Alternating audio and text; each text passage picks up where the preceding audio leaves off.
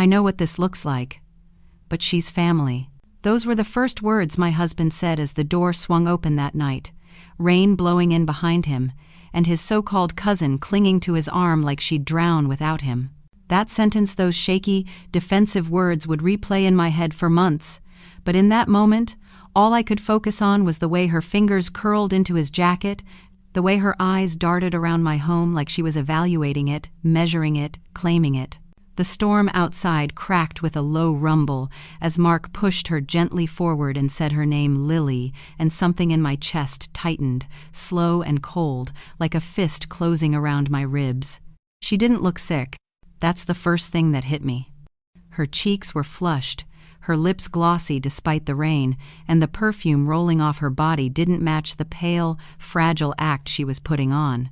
The smell was sweet and deliberate, a scent chosen to be remembered. My eyes drifted downward, and I noticed her shoes not worn, not wet enough for someone who supposedly ran through a storm. She looked polished, prepared, expected. Meanwhile, Mark couldn't meet my eyes, and that told me everything. I stepped back because instinct told me to play along, to watch before reacting. The warmth inside the house hugged my skin, but inside my stomach everything felt icy and unsettled. The kitchen light cast long shadows behind them as they entered, their silhouettes stretching across the hardwood floor like unwelcome guests of their own. "She needs a place to stay for a while," Mark said, his voice too quick, too rehearsed. She's been sick, and her place isn't safe right now." He finally looked at me and guilt flickered across his face like a lightning flash. I didn't question him yet. I didn't ask how. After 10 years of marriage, I had never once heard about this cousin. Instead, I forced warmth into my voice, into my smile, into my hands as I handed her a towel.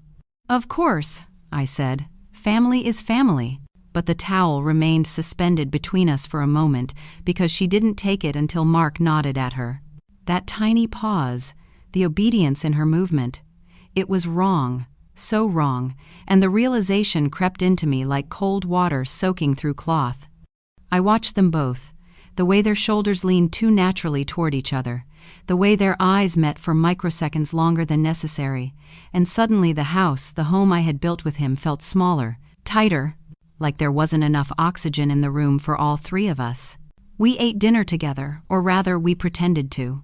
The sound of utensils scraping plates echoed loudly in the silence, and every now and then I caught Lily watching me with an expression I couldn't place, something between curiosity and calculation. She barely touched her food but kept sipping water as if stalling, as if waiting for something. Mark kept clearing his throat, his knee bouncing under the table so aggressively that the salt shaker trembled. "So, you're cousins?" I asked casually, swirling my fork through the gravy. Lily's eyes flicked to him before she answered. "Yes," she said softly, on his mother's side. But her voice had a slight tremor, the kind that sounds less like sadness and more like someone stepping onto thin ice.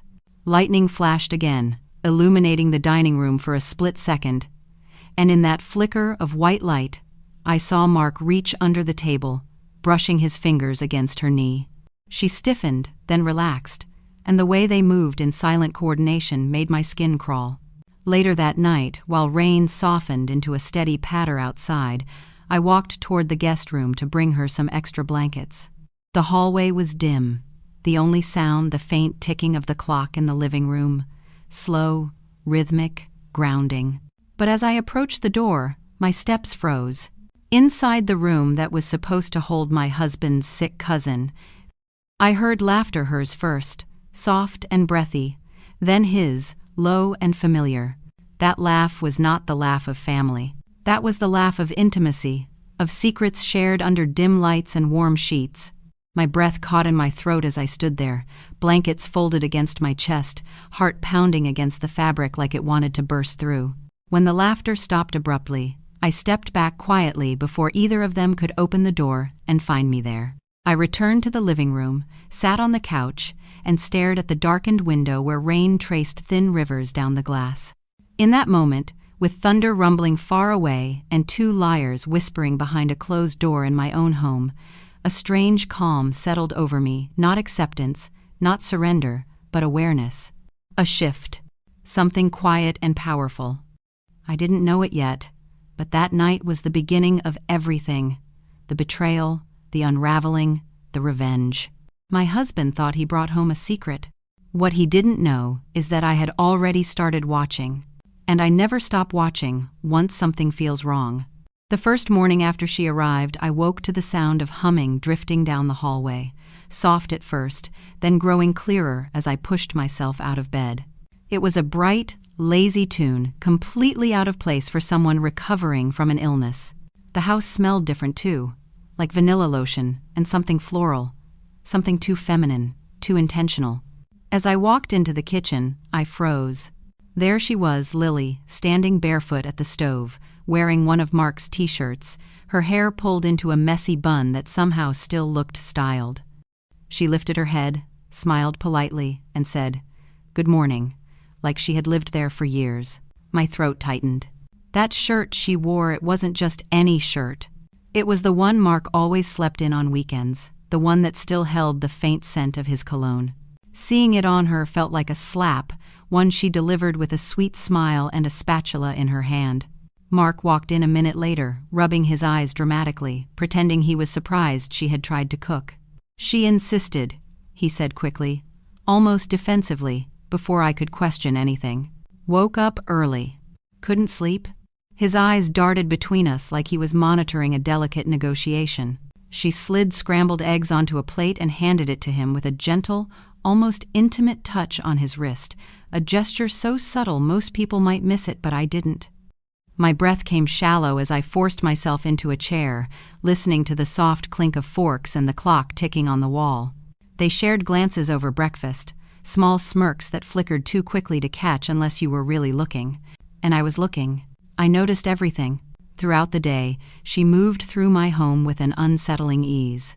She opened cabinets without asking, found towels without being directed, walked into the living room carrying laundry like she already knew where every item belonged. Sick cousins don't behave like that. House guests don't behave like that. The only people who do are the ones who believe they belong because someone told them they did. I watched her walk down the hallway with confidence in her step, and irritation curled inside me like smoke in a closed room. I tried to keep calm, to maintain some kind of normalcy, but the way she breathed inside my space light, airy, shameless, felt like an intrusion I couldn't voice yet. Every time she glanced at me, it felt like she was sizing me up, evaluating me like a temporary inconvenience. That afternoon, I stepped into the bathroom to find her toothbrush sitting in the holder next to mine, her hairbrush on the counter, and her makeup bag unzipped by the sink. My pulse spiked. She didn't even attempt subtlety. I stood there gripping the edge of the counter until my knuckles went white. The faint scent of her perfume, sweet, intrusive, clung to the air. I felt a sudden pressure in my chest, as if my home, my sanctuary, was shrinking around me. "She's just settling in," Mark said later, brushing off my concerns with a tired wave of his hand, as if I were the unreasonable one. "Don't make this harder than it is. She's family, just be kind, okay?" His expression hardened. A warning beneath the softness. I stared at him, trying to memorize every micro-expression on his face, every twitch, every flicker of guilt. He was lying sloppily, messily, and I knew it. That evening, while I folded laundry in the living room, I overheard them whispering behind the guest room door. Her voice was low and breathy, laced with annoyance. His was tense, almost pleading. I moved closer, pretending to adjust a picture frame on the wall, listening to the faint rise and fall of their argument. "You said she wouldn't notice," she hissed. My breath caught. "She notices everything," Mark muttered back. The words shot through me, sharp and electric. I stepped away quickly before the door could open and expose me standing there. Later that night, as I lay in bed staring at the ceiling, the soft hum of the fan mixing with distant traffic outside, I felt something inside me harden. A shift. A quiet realization that whatever game they thought they were playing, they had already underestimated me. Lily wasn't a guest. She wasn't a cousin. She was a trespasser slipping deeper into my life with Mark's help. And while they whispered behind doors and smirked across dinner tables, I was beginning to see the truth. The betrayal wasn't forming, it was already happening. and I wasn't going to let them write the ending. It happened on a Tuesday morning, the kind of morning where the sun hadn't fully committed to rising and the house felt suspended between night and day. I walked into the kitchen expecting the usual awkward silence, maybe the faint smell of Lily's perfume lingering in the air, but instead I saw something unusual. Mark's phone, sitting alone on the counter, screen cracked at the top corner, the faint glow of a notification pulsing like a heartbeat. He never left his phone anywhere, not even for a second. That device was practically glued to his hand, an extension of his nervous lies. My steps slowed as I approached it, my breath catching when the screen lit again at 7:14 a.m., vibrating once, then twice, a soft mechanical buzz against the marble. The vibration seemed louder than it should have been, echoing through the kitchen like a warning. I stared at the message preview, and the world tilted slightly. "Can't wait for last night again? Miss you already. Lily." My pulse pounded in my ears. For a moment, the kitchen felt unreal, like the air thickened around me, like the cabinets blurred at the edges. That single message, glowing innocently on a cracked screen, held more truth than anything either of them had spoken since she arrived. My fingers hovered above the phone, trembling, my throat tightening with a nauseating mix of dread and confirmation. I shouldn't look through it, I knew that. But betrayal changes your moral compass. It twists survival into justification. And I needed the truth, not the versions they fed me with forced sympathy and fake tears. With a shaky inhale, I unlocked it. He used the same passcode for years, a careless habit now turned into my weapon. The message thread opened instantly, and what poured onto the screen made my stomach clench so hard I had to grip the counter to steady myself. There were pictures, her legs draped over his lap, his hand on her thigh, mirror selfies of her wearing the shirt she claimed she borrowed because she was cold. There were voice messages too, her whispery giggles filling the tiny speaker, dripping with intimacy. And then there were the texts. Dozens. Hundreds. Plans to meet while I was at work. Conversations where they mocked my routines, my questions, even my cooking. I felt heat rise behind my eyes, not tears but something hotter, sharper rage curling under my ribs. Their most recent exchange stopped me cold. "Once the house paperwork is done, everything will be easier," Mark had written. "Just keep acting sweet around her." My breath hitched. House paperwork. What paperwork? My vision wavered, but I forced myself to keep reading. "Trust me," Lily had replied. "She won't suspect." Just a little longer. The phone vibrated again in my hand, another message, real time, like a knife being twisted while still in the wound. Still in the kitchen. Should I sneak out or pretend I'm asleep when she comes back? My stomach churned. She wasn't sick. She wasn't family. She wasn't even trying to hide it anymore. She was playing a role, and I was their stage. Suddenly, a floorboard creaked behind me. I flinched hard, nearly dropping the phone. I turned to see nobody, just the empty hallway stretching toward the guest room. But that moment of fear lodged deep in my chest, reminding me how precarious everything now felt. I placed the phone back exactly how I found it, screen down, angle perfect. My hands were shaking so violently I had to wipe them on my pajama pants. The refrigerator hummed louder than before, like it could sense the shift in the room, the truth that was now loose and breathing. Seconds later, I heard footsteps slow, groggy, approaching. Mark walked into the kitchen, rubbing his eyes, pretending he had just woken up. But I could see the tension in his shoulders, the subtle panic flickering in his gaze when he noticed the phone. "Morning," he muttered, voice cracking slightly. I stared at him, at the man I thought I knew, and something inside me settled. Not peace, not forgiveness, something calmer, colder. Awareness.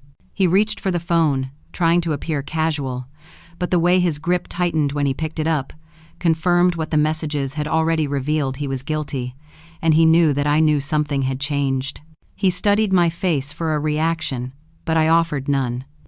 I simply turned toward the sink, letting the water run, letting the moment hang between us like a storm cloud ready to burst. Behind me, I heard him exhale shakily and whisper, barely audible, "Don't do this now."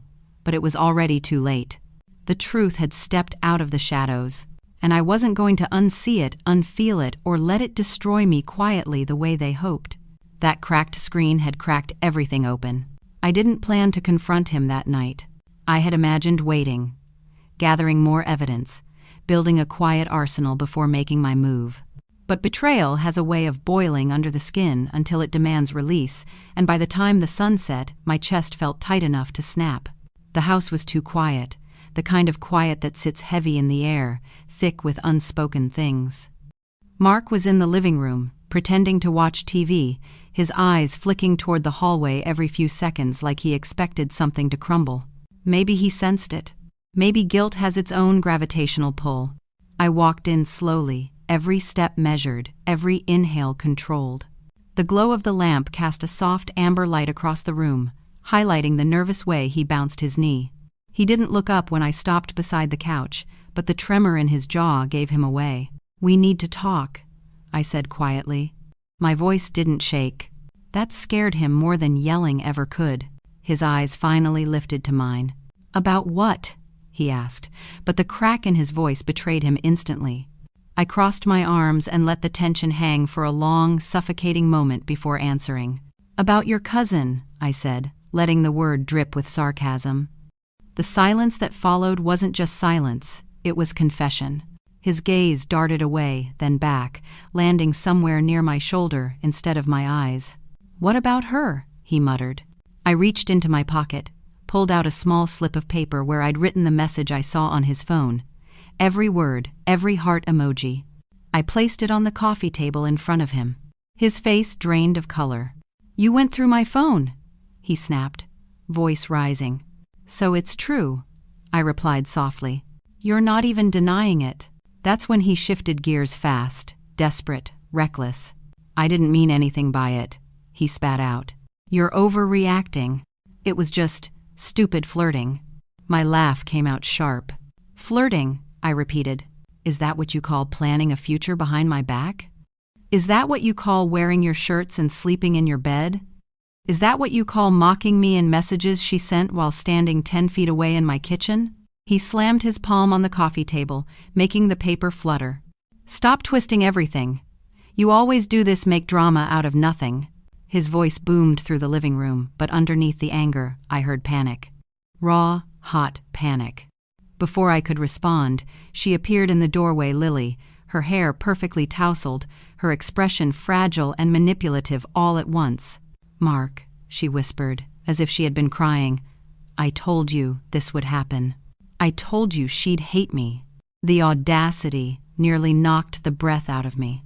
She stepped closer, clutching the blanket around her shoulders with faux delicacy.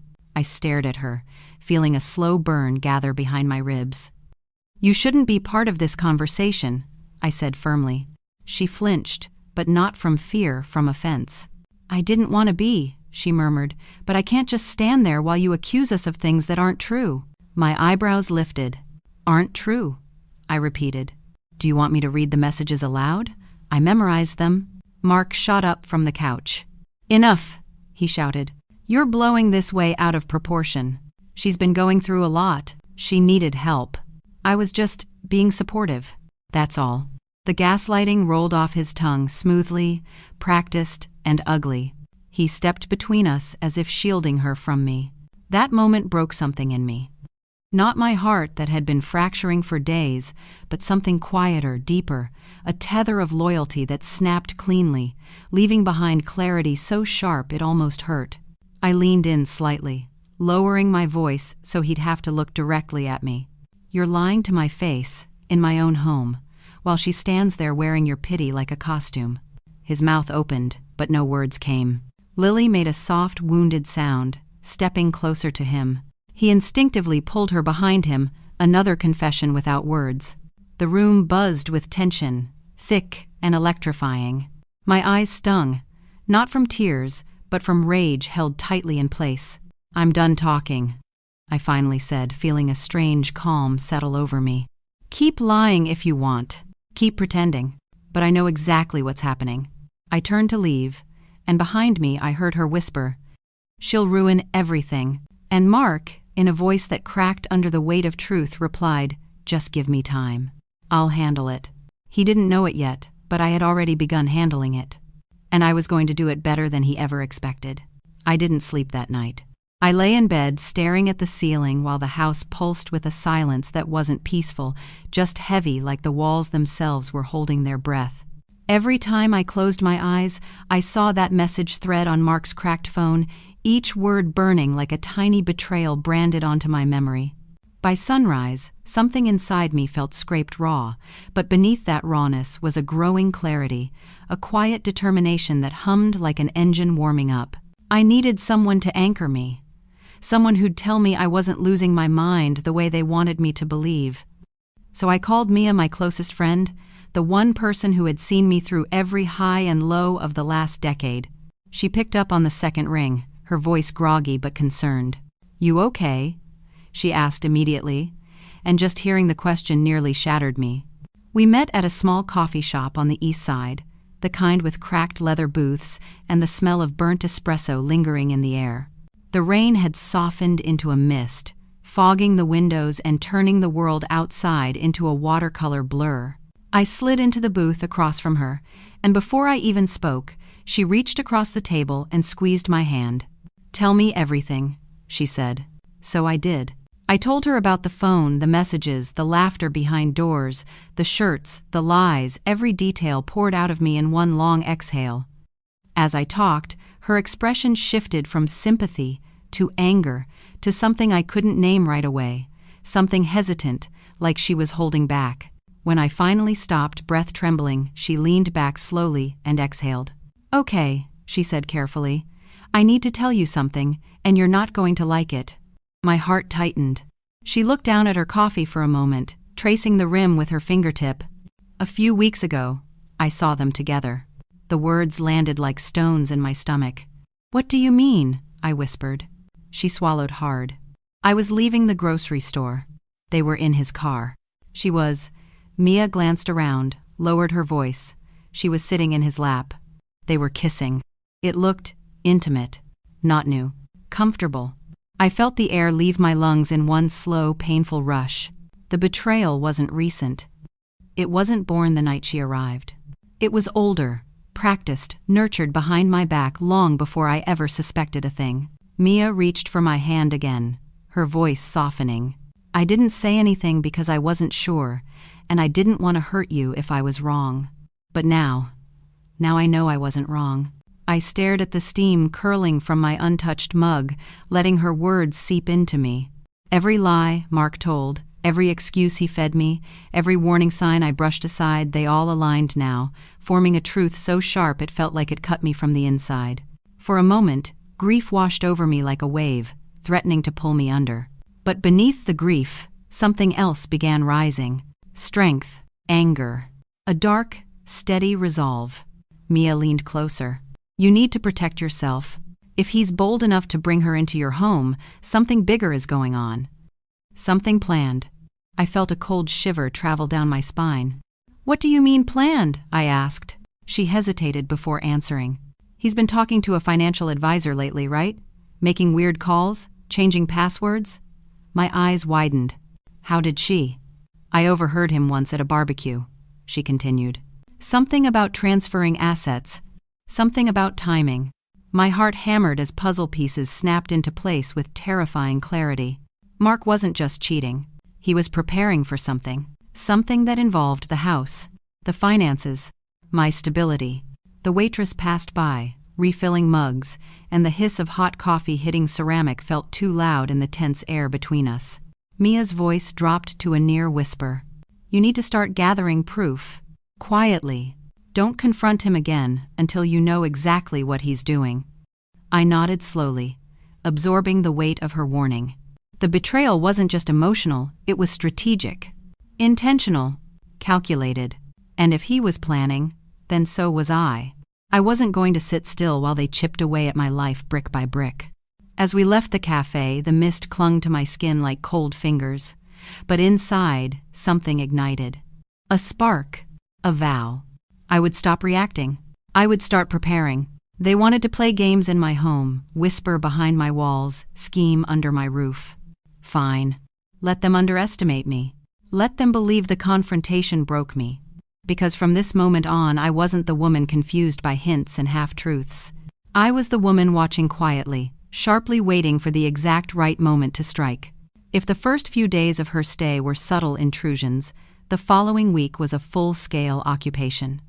Lily no longer tiptoed around the house like a guest, she drifted through it like she owned the space, humming softly, opening blinds, rearranging pillows, watering plants she had no business touching. It was as if she had been waiting for permission that only Mark could give, and after our confrontation, he must have given it. The audacity with which she carried herself was almost impressive in a twisted way. I would walk into the kitchen and find her leaning against the counter, drinking from Mark's favorite mug, swirling the spoon as if stirring memories that belonged to me. Or I'd find her sitting on the couch wrapped in the throw blanket my mother had given us for Christmas, her legs tucked under her like she was settling into a life planned long before I realized what was happening. Each time, a small spark of anger lit in my chest, burning hotter with every smug smile she offered. Mark, meanwhile, became unusually attentive to her needs, fetching her medication that I never saw her take, offering her jackets when she claimed to be cold, asking her if she'd slept well in that soft, indulgent tone he never once used with me. Whenever I entered a room, conversations stopped instantly, as if the air itself stiffened. Lily would look at me with that polite, pitying smile, tilting her head as though she were the victim and I the intruder. "You look tired," she told me one morning, her voice dripping with false concern. "Have you been sleeping well? Stress can really do a number on your skin." The way she said it like a friend offering advice made the back of my neck heat with anger. "I'm fine," I replied tightly, watching her stir her tea with an ease that made my stomach twist. She smirked behind the rim of the mug, and I knew she was enjoying every second of pushing me to the edge. One afternoon, I found her in the master bedroom, my bedroom, standing in front of the mirror, with Mark's shirt half draped over her shoulder. She turned when she heard me behind her, completely unbothered, like she had every right to be there. For a moment, the air felt razor thin, my heartbeat pounding so loudly I thought it echoed in the room. "Mark said I could borrow this," she said casually, holding the shirt up to her chest, inspecting herself like she was trying on a costume. She didn't move aside. She didn't apologize. She watched me in the mirror with a glint in her eye that told me this wasn't thoughtless, it was deliberate, a performance designed to provoke. "His shirts are so soft," she added. "I don't know how you ever let him out of your sight wearing them." It wasn't even subtle anymore. She wasn't pretending to be a cousin. She wasn't pretending to be sweet. She was marking territory, my territory, with Mark's full permission. That night, I heard them laughing again behind the closed door of the guest room, their voices muffled but unmistakably intimate. Each laugh felt like it chipped away another piece of the home I had built, the marriage I thought I had, the version of my life I once believed was real. I lay in bed, staring at the cracks in the ceiling, trying to steady my breath, my mind racing. They thought I was breaking. They thought I was retreating into silence. But what they couldn't see, what they didn't want to recognize, was that silence wasn't defeat. Silence was strategy. And the longer I listened to their whispers, the more determined I became to outmaneuver them. The breaking point came 2 days later. I walked into the kitchen and found Lily standing at the stove, cooking Mark's favorite meal, chicken piccata, something I had made for years, something he always praised. She was humming while stirring the lemon sauce, her hips swaying slightly, wearing leggings that weren't hers, and a smug expression that curled the edges of her lips. She looked over her shoulder when I entered. "I hope you don't mind," she said, as though she hadn't already crossed every boundary. "Mark said he missed home-cooked meals. Poor thing has been so stressed." My jaw clenched so hard it hurt. "Interesting," I replied calmly. "He didn't seem stressed when he was making plans with you on his phone." Her spoon froze mid-stir. For the first time, her mask slipped, revealing shock, real, raw shock, before she smoothed it over. "You misunderstood," she whispered. "Mark told me you can be emotional." I almost laughed. They had woven an entire narrative together, a fiction where I was unstable and she was the savior. I stepped closer, lowering my voice so she had to look directly into my eyes. "Keep underestimating me," I said softly. "It makes what's coming easier." Her expression faltered. Just for a moment, but it was enough. Later that night, As I watched them whisper on the couch, her leaning into him, Mark pretending not to notice, I didn't feel jealousy or heartbreak anymore. What I felt was clarity, sharp and clean. They were bold now, unafraid, convinced I was unraveling. They believed they had the upper hand in a game they didn't know I was already rewriting. What they didn't realize was simple. When someone pushes you out of your own home, you don't just fight back. You reclaim everything they think they've stolen, and you make sure they never see it coming. By the time the next morning rolled around, my anger had cooled into something steadier, something sharper like metal that had been heated, hammered, then left to harden. I wasn't shaking anymore. I wasn't questioning myself. I was calculating. And calculation requires information. So I made an appointment with a divorce attorney, quietly, discreetly, using my work phone and a name the firm wouldn't recognize.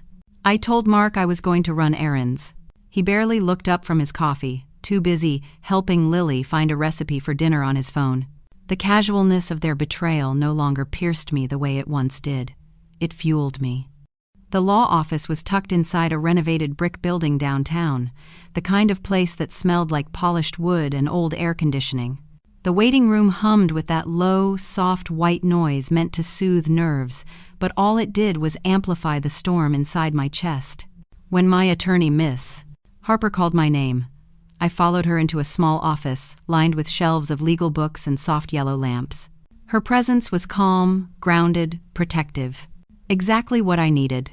She sat across from me, folded her hands, and asked gently, "Tell me what's going on." And for the first time since this nightmare began, I let every detail spill out, not just the affair, but the messages, the arguments, the whispers behind the door, the sudden introduction of a stranger into my home, the financial comments I'd overheard, the plan I suspected they were building behind my back. Miss Harper listened without interrupting, her expression shifting from concern to narrowed calculation. When I finished, she exhaled slowly. "You're not dealing with just infidelity," she said, her tone firm. "You're dealing with someone who is preparing for a financial separation on his terms, not yours." My stomach tightened. "What does that mean?" She pulled a file toward her, scribbling notes as she spoke. "It means he's planning. And if he's planning, you need to understand exactly what assets are in your name, what assets are joint, and what assets he might be trying to move without your knowledge." She paused. "Start with the house." Just hearing that word, the house made my pulse quicken. "He mentioned paperwork," I said slowly, "in a text. Something about waiting until things were finalized." Ms. Harper nodded. "Then you need to find out what paperwork he meant. Property transfers, equity adjustments, refinancing.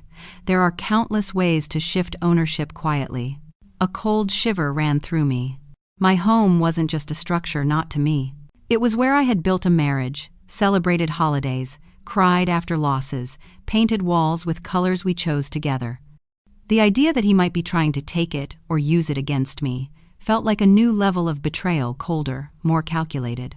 "You have rights, Miss Harper continued, but you need to move strategically. Gather financial documents, account statements, anything with signatures or dates. Don't alert him. The element of surprise will be your greatest advantage." Surprise. The word rooted itself inside me. Then she leaned forward, lowering her voice. "And one more thing. If she's living in the home while this is happening, you have even more leverage. Judges don't look kindly on a spouse who invites an affair partner into the marital residence." I felt a hollow, dark laugh rise in my chest. He told me she was his sick cousin. Miss Harper raised an eyebrow so high it nearly touched her hairline. "Well," she said dryly, "that lie will certainly not age well in court." As we continued discussing options, asset freezes, strategic timing, documentation, I felt something unfamiliar spread through me. Not fear, not devastation. Power. The quiet kind, the kind that settles into your bones and changes the way you breathe. When I left the office, the afternoon sunlight hit the pavement in bright, fractured patches, and for the first time in weeks, I didn't feel small. I felt awake. On the drive home, my mind replayed everything Miss Harper had said, each piece fitting into a larger, clearer picture. If Mark thought he was the only one preparing, he was about to learn just how wrong he was. I parked down the street instead of in the driveway, taking a moment to gather myself before walking in. Through the front window, I could see them, Lily lounging on the couch, Mark sitting too close, both of them laughing at something on the screen. They looked comfortable, carefree, almost triumphant. Good, I thought. Let them relax. Let them feel safe. Because the next phase of this story wouldn't be written by them. It would be written by me. That night, while they laughed softly in the guest room, her giggles blending with his low murmurs, I lay awake staring at the dim glow of the ceiling fan as it spun slowly, each rotation matching the rhythm of my heartbeat. Sleep wouldn't come. Not with the attorney's warnings echoing in my mind, not with the knowledge that something far bigger than infidelity was unfolding beneath my feet. By midnight, a cold clarity settled over me. If Mark was hiding something in our home, then I was going to find it, and I wasn't waiting another day. The house felt different when I stepped into the hallway, quieter, heavier, as if it sensed the shift in my intentions. I moved slowly, carefully, avoiding the creaking floorboard near the bathroom, the one Mark always stepped on when he tried to sneak snacks late at night. The glow under the guest room door was faint, warm, pulsing slightly, as shadows moved inside. I turned away, jaw tight, and headed for the office. His office smelled like old paper, dust, and the faint scent of his cologne, a smell that once comforted me but now made my stomach twist. I flicked on the desk lamp, letting its soft yellow light spill across the cluttered surface. Bills, receipts, binder clips, loose pens. But beneath the chaos was a pattern, a deliberate disorganization meant to hide what mattered. Mark always underestimated me in one very specific way. He believed I wasn't observant. But I see everything, every habit, every slip, every inconsistency. I started with the desk drawer, the one he kept locked. He thought the lock was enough. It wasn't. The key had been taped behind a framed picture on the wall for years, a hiding spot so obvious it felt insulting. When I opened the drawer, a tight breath escaped me. Bank statements, insurance forms, investment summaries, and at the very bottom, 2 documents that made my stomach drop. A refinancing application for the house, and beside it, a title transfer request. His signature already filled one line. The second line, the one meant for mine, was blank, as if he planned to slip it under my nose disguised as something harmless, something routine. My hands trembled as I flipped through the pages. Dates, deadlines, approvals already in motion. He had been planning this for months. Bringing Lily into the house wasn't impulsive, it was strategic. She wasn't just a lover. She was a partner in a scheme. A sudden wave of heat rushed through my chest, tightening my throat. The betrayal wasn't emotional, it was financial, structural, predatory. He wasn't trying to replace me. He was trying to erase me. As I kept searching, I found something even worse, a hidden folder labeled with a name I didn't recognize. Inside were printed emails between Mark and a financial advisor. Phrases jumped out at me like flashing red lights. Asset separation, optimal timing, protect new partner's interest, minimize legal obstacles. My hands tightened into fists around the paper. New partner, legal obstacles. That was me. I was the obstacle. I had to sit down because my legs suddenly felt unsteady. The leather office chair creaked softly under me, the sound swallowed by the quiet hum of the air vent. I took a deep breath, then another, letting the anger rise and settle like a tide. Anger wasn't the enemy now. Anger was fuel. I moved to the closet next, pushing aside boxes of old tax folders and random cords we never used. On the top shelf, tucked between 2 binders, I found a small fireproof lockbox. My pulse quickened. I knew this box. He told me once it held old business stuff, but the weight of it felt wrong, too heavy, too important. I carried it to the desk and inspected the lock. Combination. But Mark only ever used 3 combinations: his birthday, his father's birthday, and one I knew he thought I'd never guess. The date he first kissed Lily. I tried them in order. The third one clicked. Inside, I found cash, several stacks of it, and a prepaid debit card with recent deposits. There were also printed hotel receipts, all under a different name, all signed by Mark, all dated during times he told me he was working late or traveling for business. I felt a coldness wash through me, but beneath it, a grim understanding settled in. They weren't just cheating. They were financing their future on my stability, my trust, my home. Standing there, in the soft glow of the desk lamp, surrounded by the evidence of their months-long deceit, I realized something profound. I wasn't devastated anymore. I wasn't shocked. I wasn't even heartbroken. I was ready. Ready to gather everything. Ready to prepare quietly. Ready to dismantle the life they were building at my expense. And as I turned off the lamp and slipped out of the office, leaving no trace I had been there, I felt something dark and powerful settle beneath my ribs.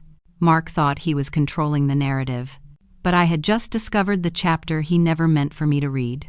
By the next morning, I knew exactly what role I had to play. Not the angry wife, not the suspicious one, not the woman digging through drawers at 2 a.m.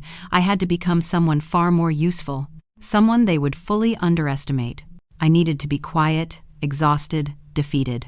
Because people like Mark and Lily don't attack strength, they attack what they perceive as weakness.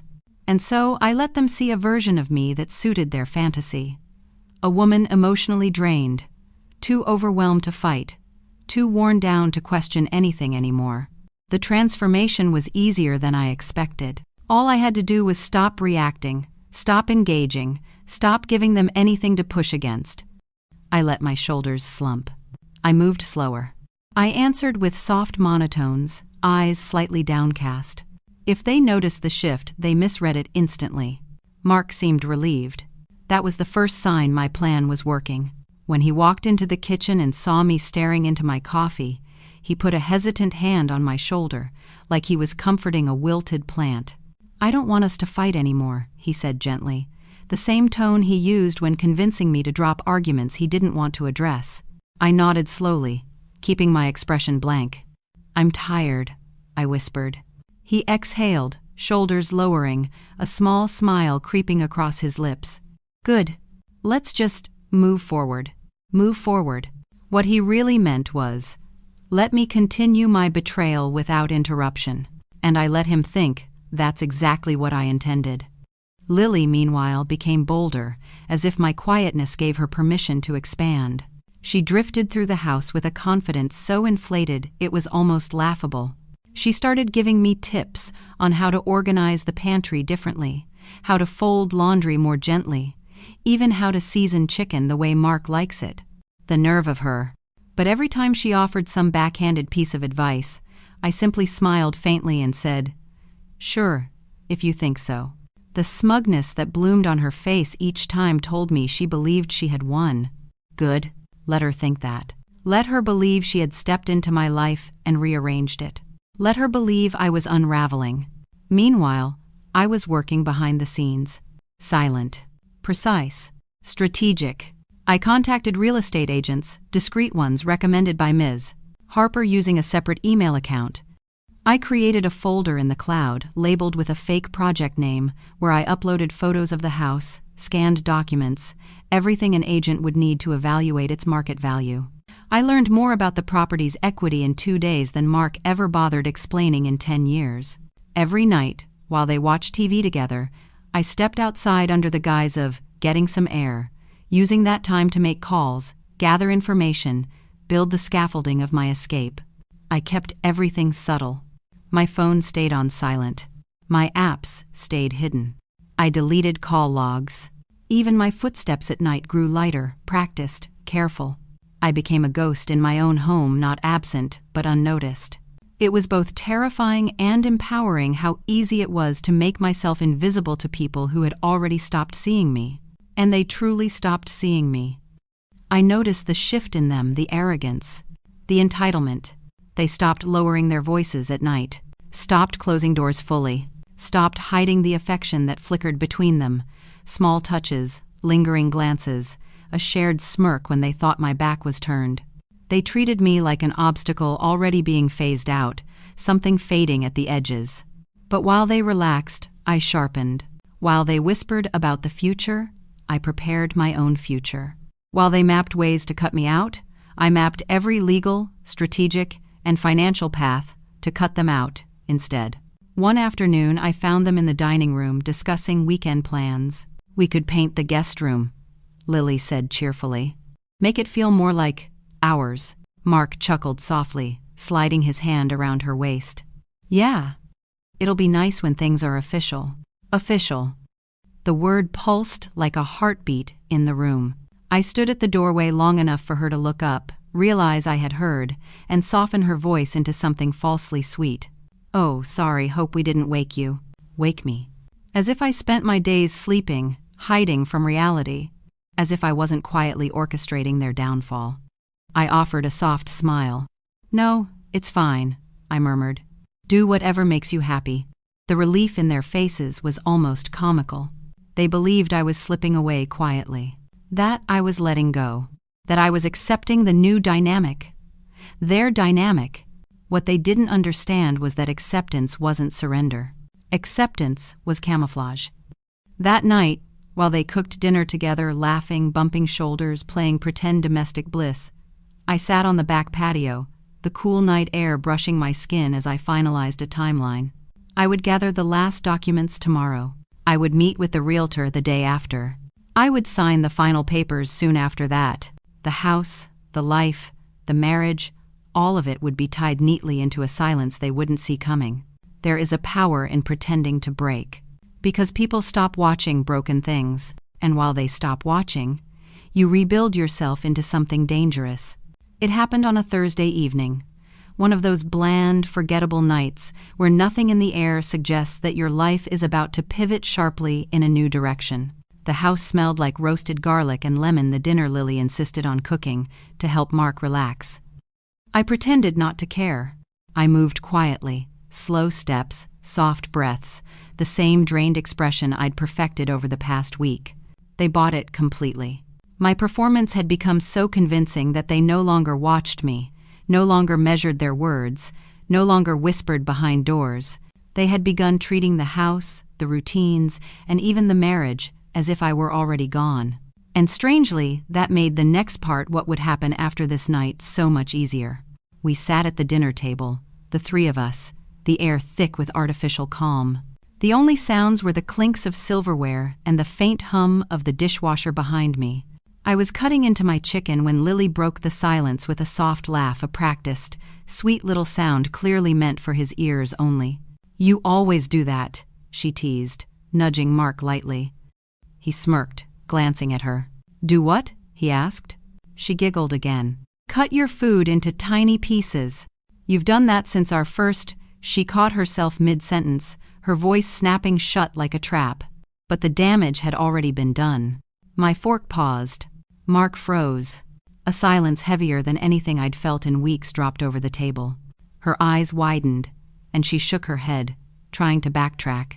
I mean, our first dinner together as family. Her voice cracked. Mark coughed violently, reaching for his glass like choking could erase her mistake. Babe, pass the salt, she blurted out suddenly. Babe. Not Mark. Not cousin. Not sweetie. Which might still pass in front of me if she were reckless. Babe. And she didn't even hear herself say it. It slipped out naturally, comfortably, like muscle memory.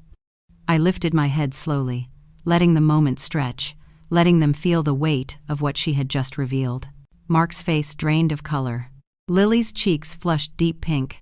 I stared at them, not with rage or hurt, but with something far quieter: realization, confirmation, finality, and underneath that, a flicker of satisfaction. I didn't raise my voice. I didn't accuse. I didn't cry. I simply said, "Salt's over there," pointing calmly to the center of the table. Something in my stillness rattled them more than any explosion ever could. Mark watched me with a faint tremble in his jaw, his fingers gripping his fork like a lifeline. Lily nervously tucked her hair behind her ear, stealing glances at him as if begging him to fix what she'd broken. But he couldn't. The truth had already slipped from her mouth, unfiltered, uncoached, real. Dinner continued awkwardly, every scrape of a fork louder than it should have been. They whispered to each other once or twice, but the damage lingered in the air like static. I moved through the rest of the meal with serene precision, my heart beating steady, my breath calm, not because I was unaffected, but because this moment crystallized something inside me. All the lies, All the gaslighting, all the manipulation, none of it mattered anymore. I wasn't struggling for answers. I didn't need explanations. The slip-up was the final thread snapping loose. After dinner, I gathered the plates while they stayed seated, too stunned to even pretend to help. In the kitchen, I could hear them whispering urgently, her voice sharp with frustration, his low and panicked. A few weeks ago, that whispering would have torn me apart. Now, it only fueled me. I washed the dishes in a steady rhythm, the warm water running over my fingers as I replayed her slip in my mind. Babe. The word echoed softly, like a small bell marking the end of their illusion. When I returned to the dining room to wipe the table, they had stopped whispering and were both staring at me as if they expected a storm that never came. I offered a faint smile. "Let me know if either of you needs anything," I said gently. That softness unnerved them more than anger would have. They didn't know that my plan was already in motion, that the papers were nearly prepared, that I had studied their schedules so thoroughly I knew exactly how every upcoming day would unfold. Because tonight's slip-up didn't just expose their affair. It confirmed their arrogance. And arrogance is the one weakness that makes a downfall not just possible, but inevitable. When I went to bed that night, I didn't cry. I didn't tremble. I didn't replay the betrayal in my head like an open wound. I simply lay there, staring at the ceiling, letting a slow smile form as the house settled around me. Their timeline was tightening, and so was mine. That one careless word, babe, wasn't just a mistake. It was permission. Permission to stop pretending. Permission to accelerate. Permission to take back everything they thought they'd already stolen. And I planned to take it all. Quietly. Cleanly. Completely. I woke up the next morning with a kind of calm I hadn't felt in weeks. A strange, steady, quiet, like the air just before dawn when the world hasn't remembered to start spinning yet. My plan was no longer an idea, no longer a possibility. It was a living thing, pulsing beneath my ribs, urging me forward. Today was the day everything shifted. Today was the day I took back control in a way neither of them would ever see coming. Mark and Lily left early, dressed for work, though Lily looked more like she was attending brunch than employment. She lingered in the doorway, giving me a soft, smug smile, the kind meant to stab. "Take it easy today," she said gently, almost motherly. "You've been so overwhelmed lately." I nodded, letting my shoulders slump, letting my eyes look tired and defeated. "Yeah," I murmured. "I think I'll rest."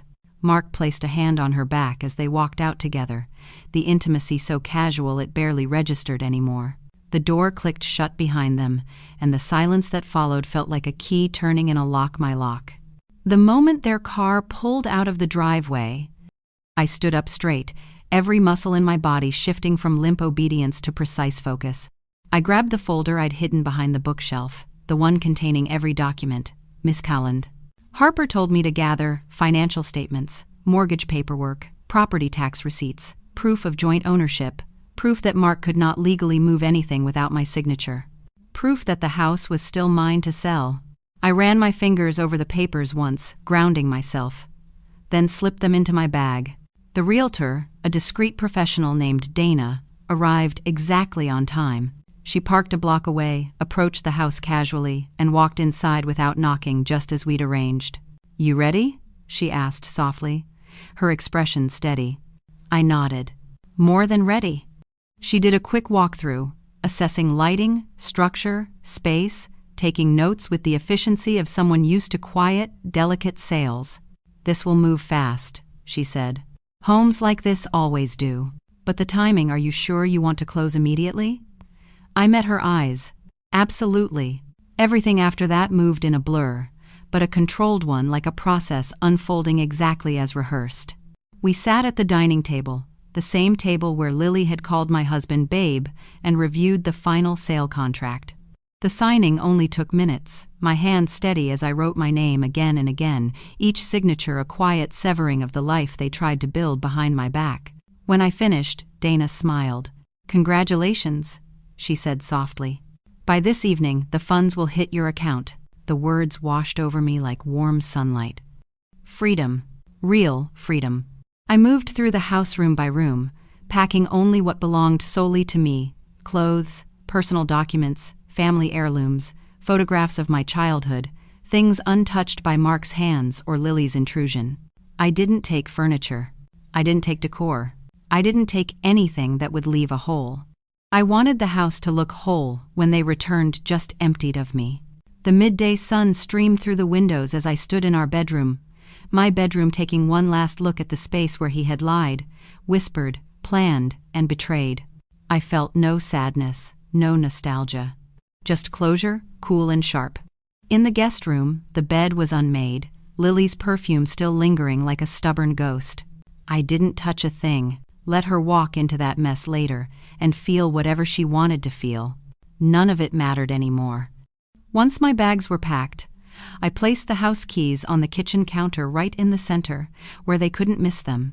Beside them, I left a simple note. Nothing dramatic, nothing emotional. Just the words, "Ms. Harper suggested. The house has been sold. You will be contacted by legal counsel. Do not attempt to reach me." I read it twice, making sure it felt firm, final, untouchable. It did. As I stepped outside, locking the door for the last time, a breeze swept across the porch, lifting my hair slightly, cooling the back of my neck. The neighborhood looked the same as it had every day for the past decade, but somehow it felt different, lighter, freed of the weight I'd been carrying. I walked to my car without looking back. Not once. Not for a final glance. Not for sentiment. The chapter was closed. The life behind that door wasn't mine anymore. By the time their shifts ended, by the time they drove home hand in hand, believing their future was unfolding as planned, they would find out they didn't have a home to walk into. Their plans were built on my foundation, and I had just pulled the ground out from beneath them. I was sitting in a quiet hotel room across town when it happened. The room smelled faintly of industrial detergent and stale carpet, and the air conditioner hummed with a low, steady vibration that kept my mind strangely calm. My suitcase sat open at the foot of the bed, half unpacked, half waiting, because this wasn't my final destination, just a temporary stop while the dust settled. The sun was dipping behind the skyline when my phone began to ring. And ring. And ring again. The first call came from Mark. I let it ring out. The second from Mark again. Then Lily. Then Mark. Then unknown. Then Lily. I watched the screen light up over and over, each vibration like a tiny jolt of justice. By the 10th call, the voicemails started pouring in sharp, frantic bursts of panic. I didn't check them yet. I wanted to savor this moment. This strange silence inside the room contrasted with the chaos unraveling miles away. I imagined them pulling up to the house, maybe Lily humming along to whatever playlist she used to make herself feel important, while Mark drummed his fingers on the steering wheel, convinced he had everything under control. I imagined their shock when they stepped onto the porch and saw the legal notice taped to the front door, bright and unavoidable. I imagined Lily reaching for the doorknob with that smug confidence she always wore, only to find it locked. Permanently. No key. No access. No welcome. Eventually, curiosity won. I tapped the first voicemail. "What did you do?" Mark's voice exploded through the speaker, uneven and frantic. "Where are you? Why won't my key work? Why is there a notice on the door? This isn't funny. Open the door." In the background, I could hear Lily crying, her voice sharp and angry. "You said she wouldn't do anything? You said she was harmless." That part made me laugh, a quiet, breathy sound that surprised even me. Harmless. They wanted me to break softly, quietly, invisibly. They never imagined I had teeth. I played the next voicemail. "Call me back right now," Mark demanded, his tone dropping into that fake calm he used whenever he tried to control a situation. "We need to talk about this like adults. You can't just sell the house without telling me." There was a pause, then a choked breath. "You can't do that. You can't legally."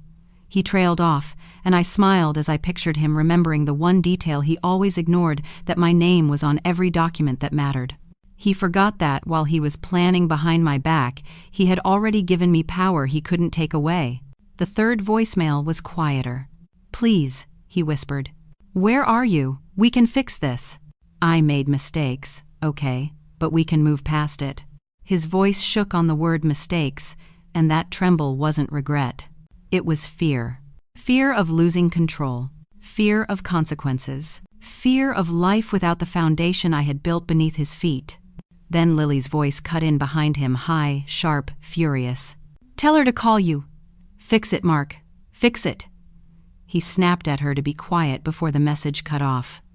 I set the phone down on the bedspread, letting the moment wrap around me like a warm blanket. It wasn't triumph I felt, not gloating. It was something deeper, quieter, relief, freedom, a sense of balance finally restored after weeks, months of being lied to inside my own home. I walked to the window and looked out at the city lights blinking against the darkening sky. For the first time in a long while, the air felt breathable. A few minutes later, my phone buzzed again, this time with a text from Mark. "Please, just tell me where you are. We can talk." Then another. "You didn't have to do this. You blindsided me." And another. "Lily is freaking out. She says she can't stay if we don't have the house." That one made me exhale slowly, almost peacefully. So, the mistress was panicking. Reality had finally seeped through her overconfident facade. I typed nothing back. Instead, I opened a different message, one from the realtor confirming the transfer of funds. The numbers stared back at me like a reassurance that I had not only ended their plans, I had escaped them entirely. Legally. Cleanly. Completely. Later that night, as I sat in the dim light of the bedside lamp, I played one last voicemail, this one from Lily. Her voice was shrill, cracking with panic. "I hope you're happy," she spat. "You ruined everything. You ruined him. He trusted you and you just stabbed him in the back. How could you do this to us?" She sucked in a shaky breath. "You're evil. Evil." Coming from her, it felt like a compliment. I deleted the message without hesitation. Then I turned off the lamp, lay back on the stiff hotel pillows, and closed my eyes. For the first time in months, the darkness felt comforting. No pacing in the hallway, no whispered lies behind thin walls, no footsteps creeping past my door. Just stillness. Let their world collapse. Let them claw at the ruins they built with their own hands. I wasn't part of that world anymore, and I never would be again. The next morning, I woke to sunlight creeping through the thin hotel curtains, casting long golden stripes across the bed. It was the first morning in months, maybe years, where I didn't wake with a knot in my stomach or the heaviness of dread pressing against my ribs. The room was quiet, still, almost too peaceful for the chaos I knew was erupting elsewhere. My phone buzzed intermittently on the nightstand, vibrating softly against the wood like a tiny insect trying to get my attention. But I didn't reach for it. Not yet. When I finally did, I saw 23 missed calls from Mark, 7 from unknown, and 4 from Lily. A small, almost amused smile tugged at my lips. People only switch to unknown when they realize you're blocking them emotionally, mentally, or literally. I took a long sip of the lukewarm coffee I'd ordered earlier, then opened the first voicemail. Mark sounded like a man unraveling. "Please," he whispered, voice hoarse, "just tell me where you are. We need to talk about the house.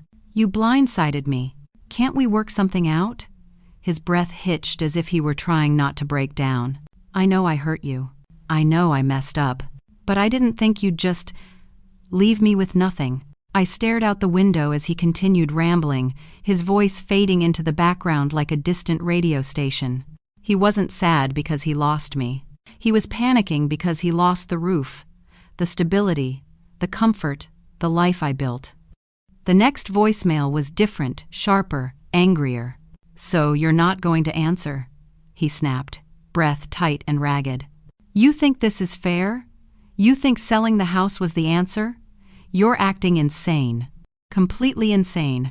I don't even recognize you anymore." That one also made me smile. People who rely on your silence always call you insane the moment you start speaking through your actions. Then came Lily's messages, each one a blend of rage, desperation, and something almost childish. "Where do you expect us to go now?" she shrieked. "You knew we needed that house. Why would you take that from us?" The word "us" made me laugh under my breath.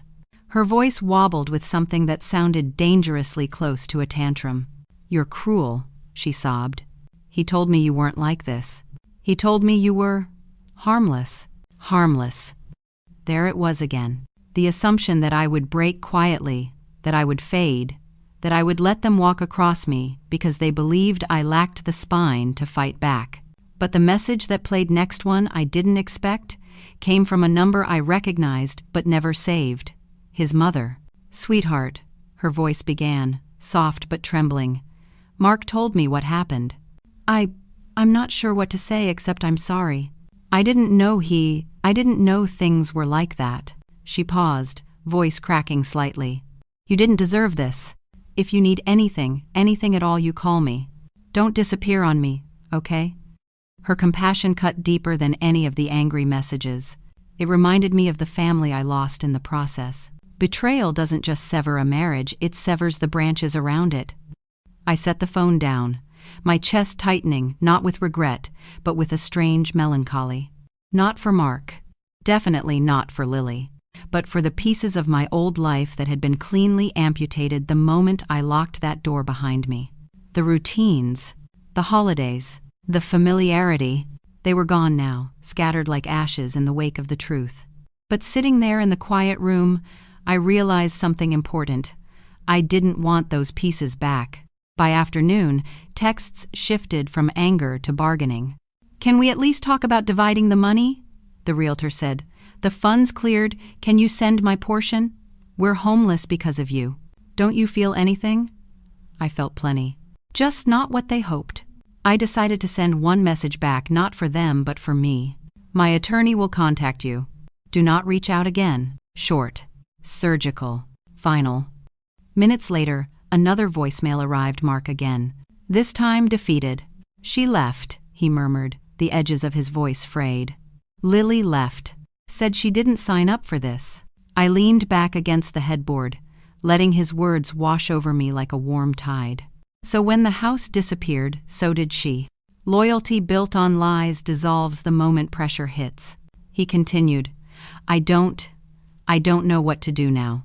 His breath shuddered. "I never thought you'd actually walk away." But that was the thing. He never thought. He never believed I had the strength, the intelligence, or the nerve to protect myself. He built his entire betrayal on that foundation of underestimation. And that, ultimately, was his downfall. As evening settled, I stepped outside onto the small hotel balcony, watching cars rush along the freeway like tiny streams of silver. The air was cool, carrying a faint hint of petrichor from a passing drizzle. The world felt bigger, somehow wide, open, possible. There was grief in the edges of my chest, yes, but not for him, not for us. It was grief for the version of myself who once believed loyalty was enough to keep a marriage alive, for the woman who ignored red flags because she thought love required patience. That woman deserved a goodbye too. So I whispered one, and then I let her go. The first night in my new apartment felt strangely quiet, not the suffocating silence of my old home, but a soft, breathable stillness, like the walls were gently exhaling around me. The place was small, tucked above a flower shop that opened early and closed late, so the faint scent of roses lingered in the hallway like a promise. I carried my suitcase inside, closed the door behind me, and leaned against it for a long moment, letting the reality sink in. No footsteps creeping down the hall. No whispered conversations behind thin doors. No perfume that wasn't mine, clouding the air. For the first time in a long while, my home, this new, unfamiliar space, belonged entirely to me. I walked through the apartment slowly, touching the counters, the cabinet handles, the cold chrome faucet, grounding myself in the present. The kitchen light flickered softly as I turned it on, casting a warm glow over the empty countertop. In the living room, a single lamp illuminated the wall where a window overlooked the street below. People walked by without knowing anything about me, no assumptions, no judgments, no betrayal, threading through the air. It felt cleansing. That night, I made myself a cup of tea, not because I needed it, but because it felt symbolic. The kettle's low hiss, the gentle swirl of steam rising from the mug, even the small clink when I set it on the windowsill, all of it felt like reclaiming routines that once belonged to a version of me swallowed by chaos. I wrapped myself in a blanket and sat on the floor, watching the headlights crawl across the dark street, listening to the faint hum of the flower shop refrigerators below. The world felt quiet, but not empty. More like space was opening where something new could grow. Over the following days, I rebuilt my life intentionally. I woke up early, not because someone else's alarm disrupted my sleep, but because sunlight warmed my pillow and tugged me gently into the day. I refound my morning routines, good coffee, slow stretching, music that didn't remind me of anyone but myself. I reconnected with friends, letting them pull me back into conversations and laughter that reminded me of who I had been before deception seeped into the cracks of my life. Some cried with me. Some cursed on my behalf. Some just held me. Each moment stitched back pieces I hadn't realized were frayed. I also rediscovered the versions of myself I'd abandoned in that house, hobbies I once loved but had stopped because Mark dismissed them as time wasters. I began painting again, late into the night, letting colors blend the way emotions did, messy, raw, layered. I started taking long evening walks around the neighborhood, letting my thoughts breathe in the open air instead of suffocating inside four walls filled with secrets. Some days I felt light enough to almost float. Others, the old ache returned, a dull echo of the betrayal. But healing isn't linear, it ebbs and flows. And for once I let myself feel it all. There were moments, quiet ones, when the memories would try to claw back in. The sound of Lily's laughter behind a closed door. The image of Mark scrolling his phone while smirking at messages not meant for me. The way they whispered deliberately when they thought I wasn't listening. Sometimes I would freeze, my breath catching in my chest, the past gripping me like a cold hand on my spine. But instead of letting it consume me, I began to talk myself through it. You're safe now. You're out. They can't touch your life anymore. And slowly, the echoes grew fainter. One afternoon, while unpacking the last of my boxes, I found a photo of myself from years before, standing in a garden, sun on my face, smiling without effort or fear. I stared at that version of me for a long time, feeling a sting in my chest. Not sadness, recognition. She wasn't gone. She had just been buried under years of being diminished, doubted, manipulated. And now, in this small apartment above a flower shop, she had space to breathe again. A week later, Miss Harper called to inform me that all legal matters had settled cleanly. My portion of the assets was secured. Mark had tried to contest, but without leverage, he folded quickly. He's not doing well, she said carefully, as if testing my reaction. I felt nothing sharp or vengeful, just a soft, distant finality. That's no longer my concern, I replied. And it was true. That night, I lit a candle on my kitchen counter, a simple lavender, one I'd bought on impulse. The flame flickered gently, casting warm waves across the room. I closed my eyes, inhaled, and exhaled slowly. My life, once tangled in lies and manipulation, was unfolding again. Quietly, steadily, authentically. I wasn't the woman they tried to break. I wasn't the woman who walked away from that house empty-handed. I wasn't the woman crying on a bathroom floor, trying to decode the lies. I was someone new, rooted, awake, rebuilding on my own terms. And every day, that truth grew brighter. I didn't plan on ever telling this story. For a long time, it lived inside me like a bruise, tender to the touch, dark beneath the surface, something I avoided pressing too hard for fear it would reopen. But healing has a strange rhythm. Some days it whispers. Some days it demands. And eventually, there comes a moment when what once felt like a wound begins to feel like wisdom, and what once felt like humiliation begins to feel like power reclaimed. That's when I knew it was time to say these words out loud. I'm sharing this not because I want pity or revenge or applause, but because betrayal thrives in silence.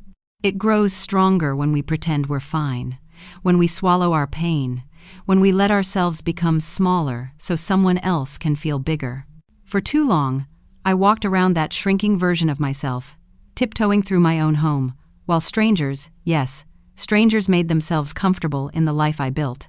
I let lies echo in hallways I decorated, let whispers float under doors I paid for, let manipulation wrap itself around me like vines in the dark. And every time I questioned my instincts, I told myself I was overreacting because that's what they trained me to believe. But the truth is simple. I wasn't overreacting. I was underestimating myself. When I sold the house, some people called me heartless. Others called me crazy. A few quietly called me brilliant. But here is what I call myself now: awake. Finally, fully, deeply awake. Selling that house wasn't about revenge. It was about reclaiming my life from people who thought I would never fight back. It was about stepping out of a narrative they tried to write for me and picking up the pen myself. And the moment I walked away, keys on the counter, door closing behind me, I didn't feel like I was losing anything. I felt like I was finally getting something back: my voice, my dignity, my future. I learned something important through all of this, something I want to say clearly for anyone who's ever doubted their own intuition. When something feels wrong, it usually is. When people start treating you like you're invisible, it's because they're hoping you won't notice what they're doing in plain sight. And when they tell you that you're imagining things, it's often because your imagination is closer to the truth than their lies. I used to think strength meant holding a marriage together no matter what. Now I know strength is walking away from a burning building without apologizing for saving yourself. It's refusing to carry the blame someone else tries to hand you. It's choosing to rebuild even when your hands are shaking. And it's understanding that closure is something you give yourself, not something a betrayer will ever offer sincerely. In my new apartment, with its soft morning light and the quiet hum of the flower shop downstairs, I wake up without that tightness in my chest. I breathe more deeply. I take up space again. I let laughter come back to me slowly, awkwardly at first, then more naturally. Some days, I still feel remnants of the old ache, the ghost of what I lost, the echo of what I tolerated. But even that has softened now, dissolving into something like gratitude. Not for the betrayal, but for the clarity that followed. Because without all of that, the lies, the whispers, the fake cousin, the stolen shirts, the closed doors, I might have stayed asleep in a life slowly dimming around me. I might have stayed small. I might have let someone else decide the shape of my future.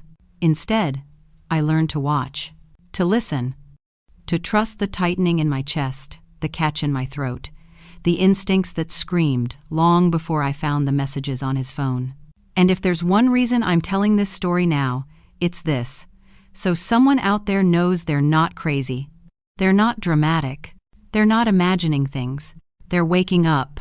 If sharing this helps even one person pick up the pieces of their life with a steadier hand, then every word of it is worth saying. Betrayal tried to break me, but it didn't. It carved me into someone stronger, someone braver, someone who knows exactly what she deserves and what she will never allow again. This isn't a story about losing a marriage. It's a story about reclaiming myself. And I'm finally, unapologetically, home.